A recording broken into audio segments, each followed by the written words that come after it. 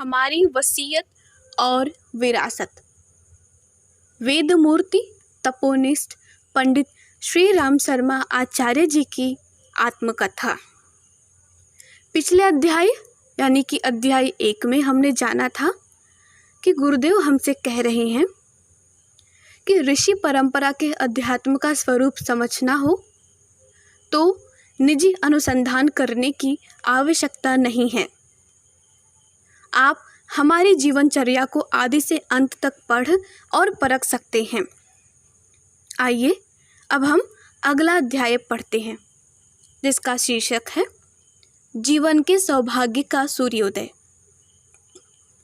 हमारे जीवन का 75वां वर्ष पूरा हो चुका।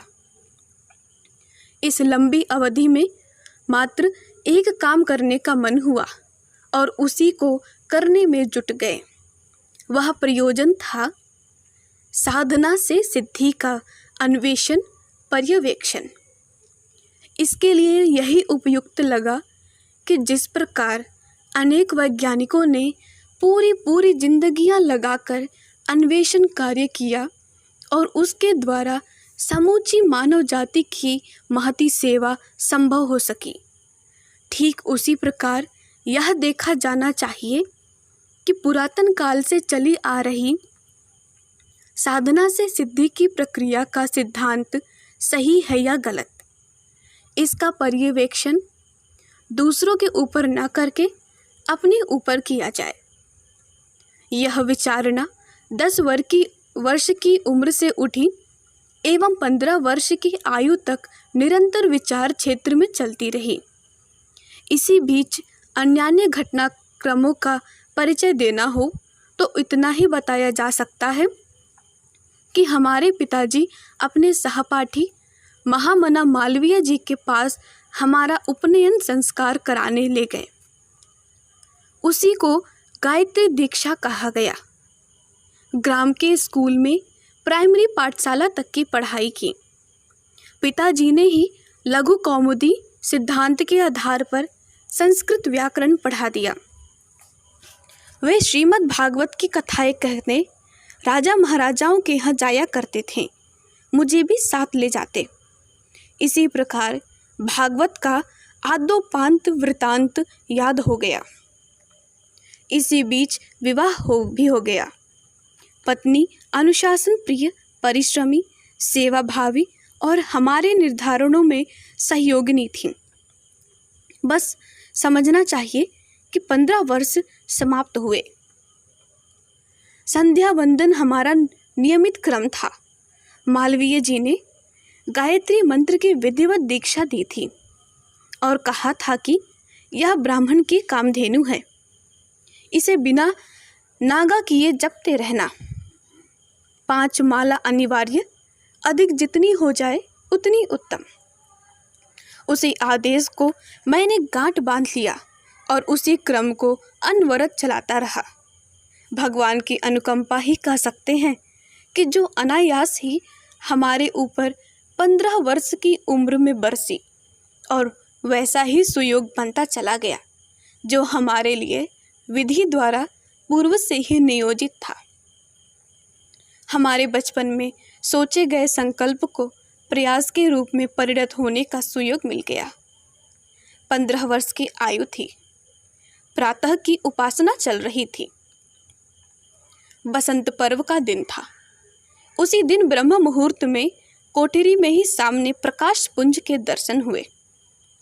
आंखें मलकर देखा कि कहीं कोई भ्रम तो नहीं है। प्रकाश प्रत्यक्ष था। सोचा कोई भूत प्रेत या देवदानव का विग्रह तो नहीं है। ध्यान से देखने पर भी वैसा कुछ लगा नहीं। विस्मय भी हो रहा था और डर भी लग रहा था। मैं स्तब्ध था। प्रकाश के मध्य में ऐसे एक योगी का सूक्ष्म शरीर उभरा। सूक्ष्म इसलिए कि छवि तो दिख पड़ी पर वह प्रकाश पुंज के मध्य अधर में लटकी हुई थी। यह कौन है? आश्चर्य। उस छवि ने बोलना आरंभ किया और कहा, हम तुम्हारे साथ कई जन्मों से जुड़े हैं, मार्गदर्शन करते आ रहे हैं। अब तुम्हारा बचपन छूटते ही आवश्यक मार्गदर्शन करने आए हैं। संभवतः तुम्हें पूर्व जन्मों की स्मृति नहीं है, इसी से भय और आश्चर्य हो रहा है। पिछले जन्मों का विवरण देखो और अपना संदेह निवारण करो। उनकी अनुकंपा हुई और योग निद्रा जैसी झपकी लगने लगी। बैठा रहा, पर स्थिति ऐसी हो गई मानो मैं निद्राग्रस्त हूँ। तंद्रा सी आने लगी। योग निद्रा कैसी होती है, इसका अनुभव मैंने जीवन में पहली बार किया। ऐसी स्थिति को ही जागृत समाधि भी कहते हैं। इस स्थिति में डुबकी लगाते ही एक एक करके मुझे अपने पिछले कई जन्मों का दृश्य क्रमशः ऐसा दृष्टिगोचर होने लगा मानो वह कोई स्वप्न न होकर प्रत्यक्ष घटनाक्रम ही हो। कई जन्मों की कई फिल्में आंखों के सामने से गुजर गई। आज याद आता है कि जिस सिद्ध पुरुष अंशधर ने हमारी 15 वर्ष की आयु में घर पधार कर पूजा की कोठरी में प्रकाश रूप में दर्शन दिया था, उनका दर्शन करते ही मन तत्काल अनेक प्रश्न सहसा उठ खड़े हुए थे। सद्गुरुओं की तलाश में आमतौर से जिज्ञासु गण मारे मारे फिरते हैं। जिस दिश से पूछते हैं, कोई कामना होती है तो उसकी पूर्ति के वरदान मांगते हैं, पर अपने साथ जो घटित हो रहा था वह उसके सर्वथा विपरीत था। महामना मालवीय जी से गायत्री मंत्र की दीक्षा पिताजी ने 8 वर्ष की आयु में ही दिलवा दी थी। उसी को प्राण दीक्षा बताया गया था। गुरुवरण होने की बात भी वही समाप्त हो गई थी और किसी गुरु प्राप्त होने की कभी कल्पना भी नहीं उठी। फिर अनायास ही वह लाभ कैसे मिला, जिसके संबंध में अनेक किंवदंतियां सुनकर हमें भी आश्चर्यचकित होना पड़ा है। शिष्य गुरुओं की खोज में रहते हैं, मनुहार करते हैं। कभी उनकी अनुकंपा भेंट दर्शन हो जाए तो अपने को धन्य मानते हैं, उनसे कुछ प्राप्त करने की आकांक्षा रखते हैं। फिर क्या कारण है कि मुझे अनायास ही ऐसे सिद्ध पुरुष का अनुग्रह प्राप्त हुआ? यह कोई छद्म तो नहीं है?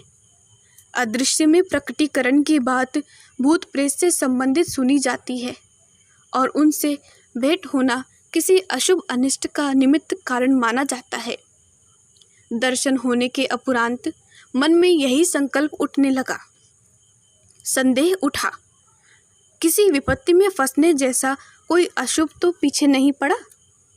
मेरे इस असमंजस को उन्होंने जाना, रुष्ट नहीं हुए, वरन वस्तु स्थिति को जानने के उपरांत किसी निष्कर्ष पर पहुंचने और बाद में कदम उठाने की बात उन्हें पसंद आई। यह बात उनकी प्रसन्न मुख मुद्रा को देखने से स्पष्ट झलकती थी। कारण पूछने पर, समय नष्ट करने के स्थान पर उन्हें यह अच्छा लगा कि अपना परिचय आने का कारण और मुझे पूर्व जन्म की स्मृति दिलाकर विशेष प्रयोजन निमित्त चुनने का हेतु स्वतः ही समझा दे। कोई घर आता है तो उसका परिचय और आगमन का निमित्त कारण पूछने का लोक व्यवहार भी है। फिर कोई वजनदार आगंतुक जिसके घर आते हैं उसका भी वजन तोलते हैं। अकारण हल्के और ऊंचे आदमी के यहाँ जा पहुँचना उनका महत्व भी घटाता है और किसी तर्क बुद्धि वाले के मन में ऐसा कुछ घटित होने के पीछे कोई कारण न होने की बात पर संदेह होता है और आश्चर्य भी।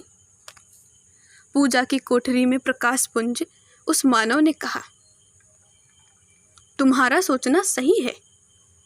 देवात्माएं जिनके साथ संबंध जोड़ती हैं उन्हें परखती हैं। अपनी शक्ति और समय खर्च करने से पूर्व कुछ जांच पड़ताल भी करती हैं। जो भी चाहें उसके आगे प्रकट होने लगे और उसका इच्छित प्रयोजन पूरा करने लगे। ऐसा नहीं होता। पात्र कुपात्र का अंतर किए बिना चाहे जिसके साथ संबंध जोड़ना किसी बुद्धिमान और सामर्थ्यवान के लिए कभी कहीं संभव नहीं होता।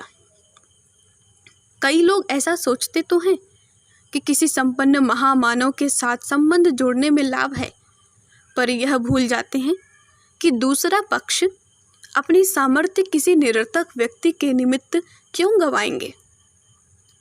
हम सूक्ष्म दृष्टि से ऐसे सत्पात्र की तलाश करते रहें जिसे सामयिक लोक कल्याण का निमित्त कारण बनाने के लिए प्रत्यक्ष कारण बताएं। हमारा यह सूक्ष्म शरीर है। सूक्ष्म शरीर से स्थूल कार्य नहीं बन पड़ते। इसके लिए किसी स्थूल शरीरधारी को ही माध्यम और शस्त्र की तरह प्रयुक्त करना पड़ता है। यह विषम समय है। इसमें मनुष्य का अहित होने की अधिक संभावनाएं हैं। उन्हीं का समाधान करने के निमित्त तुम्हें माध्यम बनाना है। जो कमी है उसे दूर करना है। अपना मार्गदर्शन और सहयोग देना है। इसी निमित्त तुम्हारे पास आना हुआ है।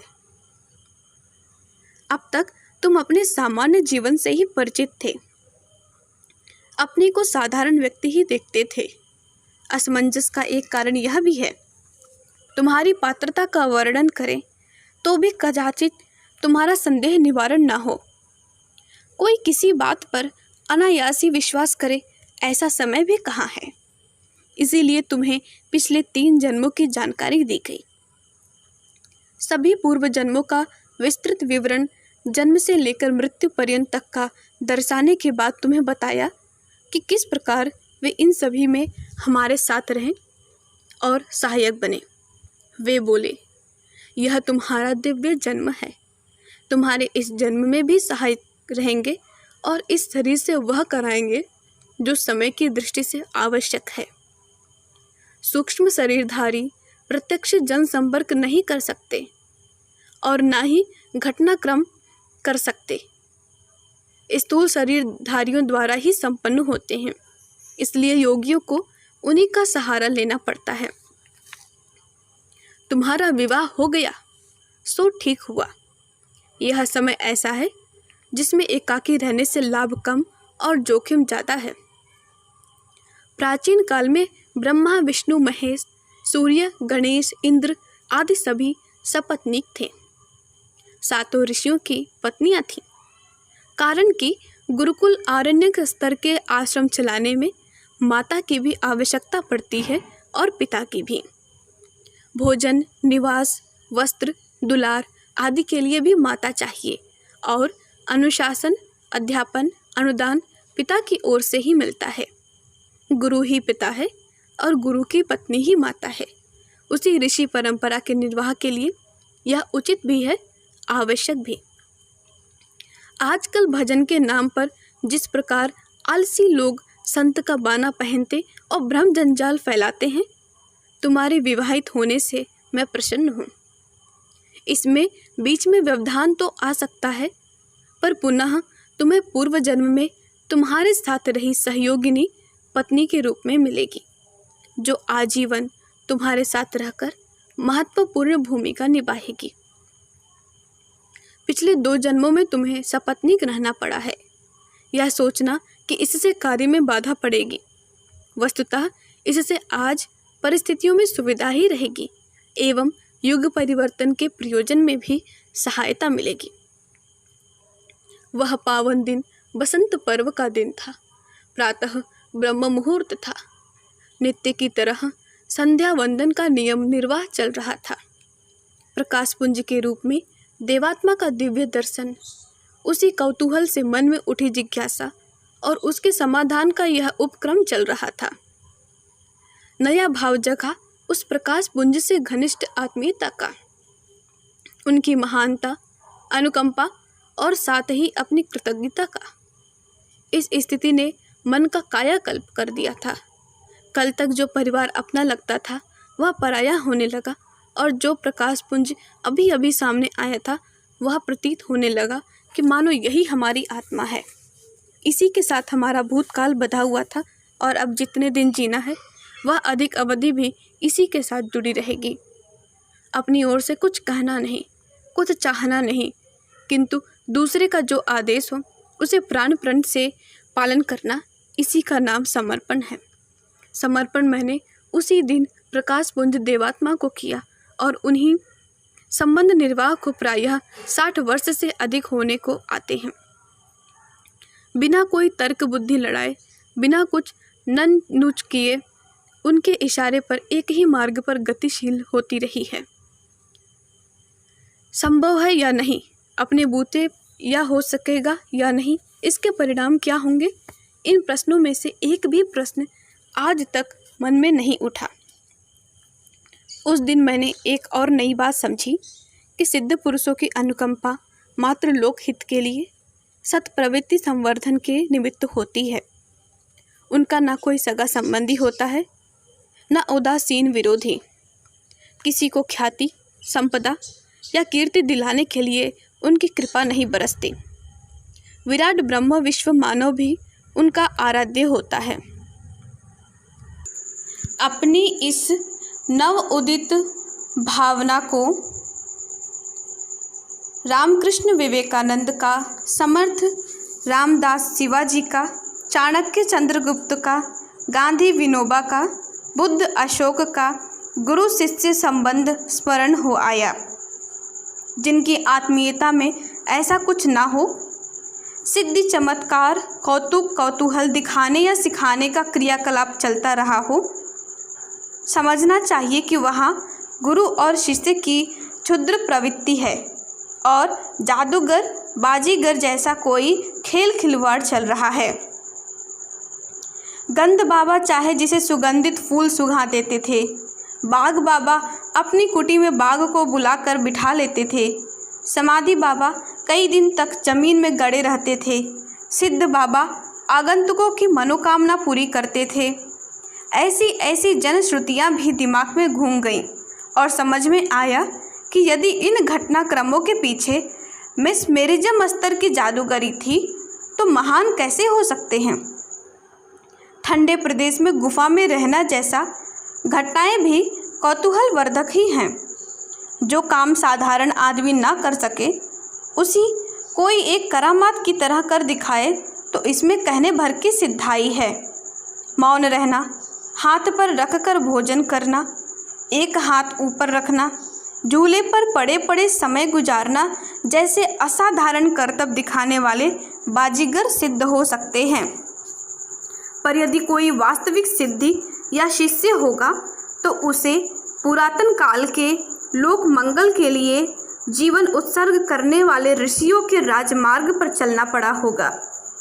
आधुनिक काल में भी विवेकानंद, दयानंद, कबीर, चैतन्य, समर्थ की तरह उसी मार्ग पर चलना पड़ा होगा। भगवान अपना नाम जपने मात्र से प्रसन्न नहीं होते, ना उन्हें पूजा प्रसाद आदि की आवश्यकता है। जो उनके इस विश्व उद्यान को सुरम्य, सुविकसित करने में लगते हैं, उन्हीं का नाम जप सार्थक है। यह विचार मेरे मन में उसी वसंत पर्व के दिन दिन भर उठते रहे, क्योंकि उन्होंने स्पष्ट कहा था कि पात्रता में जो कमी है उसे पूरा करने के साथ साथ लोक मंगल का कार्य भी साथ साथ करना है। एक के बाद दूसरा नहीं, दोनों साथ साथ। 24 वर्ष पालन करने योग्य नियम बताए। साथ ही स्वतंत्रता संग्राम में एक सच्चे स्वयं सेवक की तरह काम करते रहने के लिए कहा। उस दिन उन्होंने हमारा समूचा जीवन क्रम किस प्रकार चलना चाहिए उसका स्वरूप एवं पूरा विवरण बताया ही नहीं, स्वयं लगाम हाथ में लेकर चलाया भी नहीं, हर प्रयास को सफल भी बनाया। उसी दिन हमारे सच्चे मन से उन्हें समर्पण किया। वाणी ने नहीं, आत्मा ने कहा, जो कुछ पास में है आपके निमित्त ही अर्पण। भगवान को हमने देखा नहीं, पर वह जो कल्याण कर सकता था वही कर रहे हैं। इसलिए आप हमारे भगवान हैं। जो आज सारे जीवन का ढांचा आपने बताया है उसमें राई रत्ती प्रमाद ना होगा। उस दिन उन्होंने भावी जीवन संबंधी थोड़ी सी बातें विस्तार से समझाई। पहला, गायत्री महाशक्ति के 24 वर्ष में 24 महापुरुष शरण। दूसरा, अखंड घृत दीप की स्थापना। तीसरा, 24 वर्ष में एवं उसके बाद समय समय पर क्रमबद्ध मार्गदर्शन के लिए 4 बार हिमालय अपने स्थान पर बुलाना, प्रायः 6 मास से 1 वर्ष तक अपने समीपवर्ती क्षेत्र में ठहराना। इस संदर्भ में और भी विस्तृत विवरण उनको बताना था, सो बता दिया। विज्ञ पाठकों को इतनी ही जानकारी पर्याप्त है जितना ऊपर उल्लेख है। उनके बताए निर्देशानुसार सारे काम जीवन भर निपटे चले गए एवं वे उपलब्धियां हस्तगत होती रहीं जिन्होंने आज हमें वर्तमान स्थिति में ला बिठाया है। इसी के साथ दूसरा अध्याय समाप्त हुआ। अगले बार हम सुनेंगे तीसरा अध्याय, जिसका शीर्षक है समर्थ गुरु की प्राप्ति, एक अनुपम सुयोग। तब तक के लिए धन्यवाद। ओम शांति। हमारे YouTube चैनल को सब्सक्राइब करें और बेल आइकन को दबाकर ऑल पर क्लिक करें ताकि नोटिफिकेशंस आपको मिलती रहें।